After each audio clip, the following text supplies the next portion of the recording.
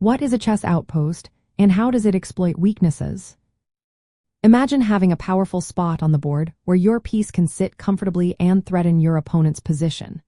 That's what a chess outpost is all about. It's a special square deep in your opponent's territory, usually beyond your fourth rank, where you can station a piece without fear of it being kicked away easily. This idea is a key part of middle game strategy because it helps you control important squares and influence the game from a strong position. An outpost is often protected by your pawns, making it hard for your opponent to challenge. Usually these squares are on open or semi-open files, giving your pieces room to operate. The best outposts are in the center of the board because they give you the most control over many squares. Knights are especially good on outposts because they can jump into these spots and influence a wide area without getting attacked easily.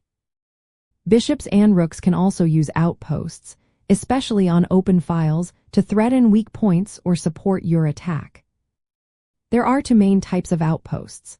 An absolute outpost is a protected square that cannot be challenged by your opponent's pawns. It's a safe, strong position for your piece.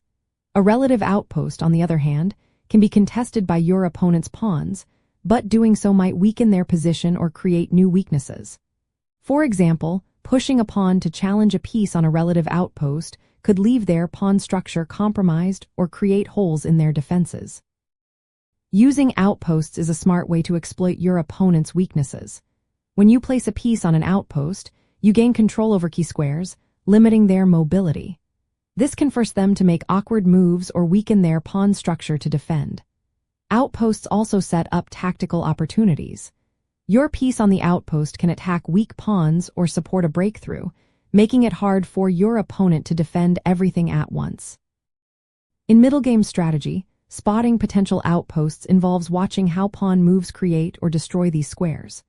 Sometimes advancing a pawn can open up an outpost for your knight or bishop, but it might also weaken your own structure. Positioning your pieces on outposts is often about balancing attack and defense.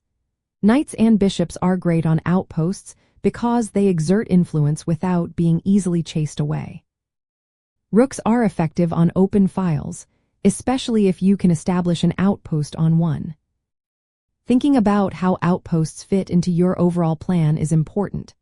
They can support a pawn storm, prepare a breakthrough, or simply control critical squares to limit your opponent's options.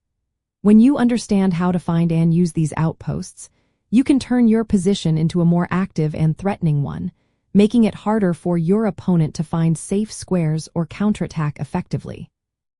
This is a key part of middle game strategy that can help you gain an advantage and steer the game in your favor.